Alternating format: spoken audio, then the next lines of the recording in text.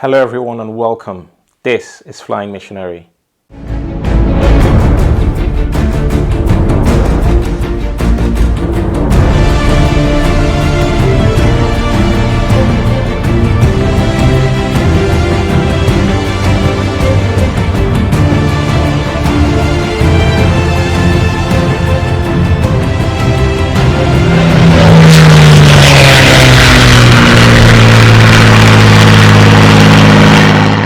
In Flying Missionary, we're passionate about lifelong learning just as much as we are about flight training and everything aviation. In this episode today, we get to catch up with Carol Cooper, who really needs no introductions. Carol is a chief flying instructor at Andrews Field Aviation. She has been flying for more than 40 years and has been instructing for about 35 of those 40 years. Carol is also a flight examiner with the Civil Aviation Authority. Within the next few minutes, Carol will answer many questions about making a decision about flight training, being a woman in aviation, what scholarships and opportunities there are, some of the hindrances that we face in flight training, and what to do after you get your first license. Sit back, relax, and enjoy this, and hopefully you would learn something from it. More importantly, have some of your questions answered by Carol. I'll catch you at the end of the video. Stay tuned. All right, Carol, thank you so much. No problem. And thank you so much for everything that you've, obviously, who you are, what you stand for in aviation. Just kind of talk me through how your journey so far has been, because, you are an inspiration, someone I, have looked at for many years as an icon in aviation. So just talk me through how the journey has been so far for you. Well, wow, that's very kind of you to say that. My grandfather was a First World War pilot, and maybe his love of flying is how I got my love of flying. And I started flying in 1980 and actually got my PPL in 1983 and my instructor rating in 1987. And I've been instructing here at Andrews Field ever since. And for me, it's just been the best job in the world. I love the flying and I love the people. And I've sort of got involved with other aspects of training. So it's not just the basic PPL training, which, to be honest, don't do too much of now. So mostly for me, it's training and testing instructors, training and testing examiners, training and testing for the commercial license and multi-engine. So I've kind of got different qualifications as I've moved along the aviation ladder. And so that's what I do. And now today, you just met one of my students. He's training to be an instructor, and he's from Lakenheath. He's one of the Americans who works on the base. And he's now just training to be instructor with us here at Andrews Field. So that's really how it's been for me. Interesting. Wow, that's been quite a journey. When you started flying, I wasn't born yet. Well, that's true of many of the people I'm teaching, which is a worry. Yeah, no. In 2017, it was, you were 30 years here so far training, and you had about 23,000 hours already, which is a mile of, what many pilots. Where does that stand now? Just over 26,000, about 26,300 is what I have now. Jeez. So it's a lot for a GA pilot, Yeah. General Aviation pilot. For an airline pilot, I'm sure there are lots of airline pilots who've got more than me, but they're doing a lot of long haul trips, so their hours are often sort of just counted sitting for hours and hours and hours in the cockpit. So for me, it's often just a 1 hour flight down, off for another sort of 1 hour flight. So in that respect, it is a lot of hours for a GA pilot, but I've loved it, so for me. What would you say is one of the things that has motivated you to stay? Because I'm sure over your journey you would have had quite a lot of pull from both the airlines, commercial companies who may want you for other types of flying on more complex types. Why did you decide to stay with, flight training? I did consider the airlines, and I decided not to, and decided it wasn't for me because I just love the teaching and love the people, and the different things I do each day, which the airline flying now Some of it has become, the aeroplanes are very automated, so it's not perhaps got the same interest for me certainly as aviation, just when you're flying it. Do you know what I mean? I mean, you've flown here today, you flying it. You're not just pressing a button and setting an autopilot, etc. So for me, it's actually, still me flying it.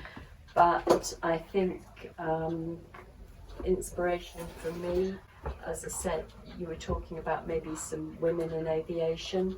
I know when I first became an instructor in 1987, there weren't very many, and I did get a number of lady students, if you like, who felt they'd feel more comfortable with a lady instructor. So, but still the number is low, Dollar. The number is still low, certainly for commercial pilots, and generally most flying clubs will still be male orientated. I'm sure you've seen that from the clubs that you've been involved with.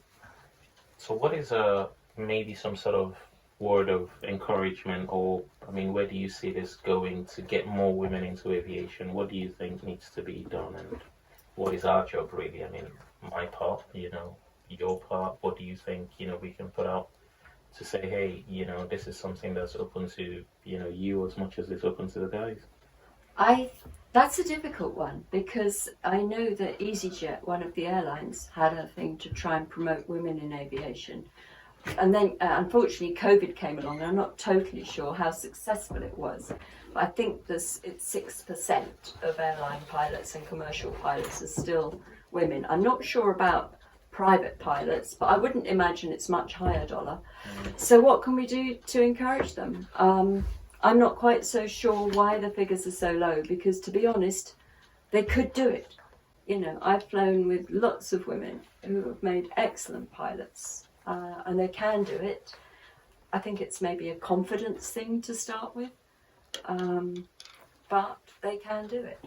So it's difficult to see why it's so low.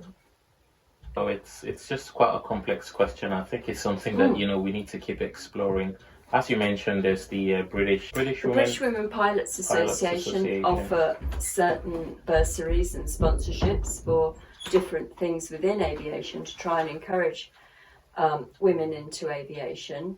So, and there are other scholarships out there, not necessarily only for women, but if women were interested, they would have an equal chance.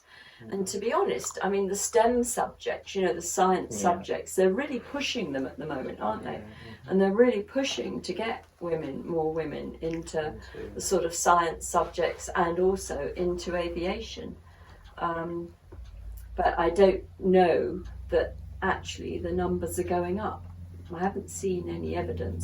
What word of encouragement, or what good word would you put out to anyone who's a lady listening now who might have an interest in aviation, or who's perhaps not even considering it but may end up being good at it? What word of encouragement would you put out to? I would say don't be put off by the cost. It'll never be a cheap thing to do, but then there's a lot of other things. It's like going to university. At the end of that, you often have a big loan to pay back. If that money went towards flying training, you'd be a long way along your journey to becoming a commercial pilot. So try not to let the cost put you off. If you want to do it, you can do it. And go and speak to somebody at your local flying club, and or give me a call. I'll speak to somebody and give them some advice on what roads there are to take for the PPL. And there are even scholarships out there available for the PPL. There's scholarships that could move you forward if you try hard enough. All right, thank you very much. Finally, I would like, obviously, to become an instructor. You've done so much, of that. Now you're training the trainers, you're examining the trainers, and, doing quite a lot of complex things. What do I need to just, take home with me today? It looks like a mammoth task. I remember when I started flying training, I didn't have a single dime. I flew the first hour, didn't have the money in the bank, to pay that hour. Well, me, a bit the same. So, I started doing half an hour every month. So I didn't have regular lessons, just to try and get extra money to do some lessons. So as I said, keep going, don't give up. But with the instructor rating, actually, you don't need a huge number of hours. It's 200 hours and 150 hours pilot in command. So that's not huge numbers of hours, and you're probably not that far off it. So if you want to do it, you just need to do a few more hours, and then it is something you could consider. And one of the great things about being an instructor is it does lend itself to doing it part-time. You can, we rely on the goodwill of a lot of instructors here who just help out on odd days. Maybe some of them will do a couple of days a week, 1 day a week. And a lot of the little clubs rely on the goodwill of people who've probably got other jobs and just do it because they thoroughly enjoy it. And I think that's it. If you give the gift of flying to somebody else, there's a great job satisfaction, or there's a great feeling when somebody's just done their first solo who you've taught. Or for me, somebody's become an airline pilot who I've taught, and there's been lots of them over the years. But years ago, it was sending people on their solo, people getting their licenses, and they're friends for life, Donna. The very first person I taught to fly, I'm still pally with now. So, and that was a long time ago. Just out of interest, how many pilots have you obviously, come through, you trained? Do you have a rough number? Well, I did do some research some years ago for my 20,000 hour party. I think it was somewhere between 200 and 300 people that I'd actually taught to fly. And then instructors was a similar number of people that I taught to be instructors over the years. But yeah. So, quite impressive. And a lot of them are instructing at lots of the airfields, including where you fly from.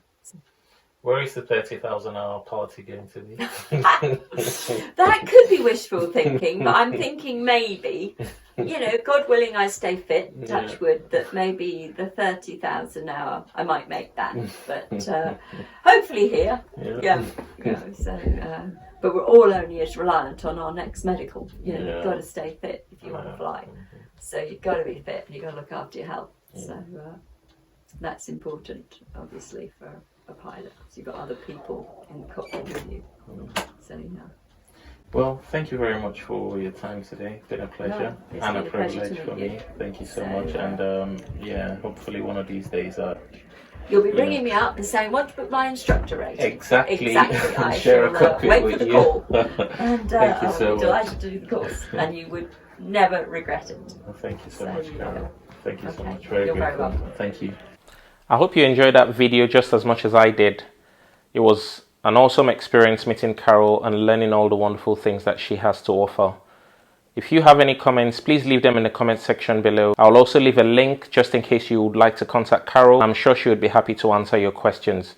Thank you so much for joining us on the episode today. Please like this video, share it with your friends, subscribe to the channel, as every subscription helps get us along our journey. I'll see you on the next episode. Until then, keep living your best life. Bye-bye.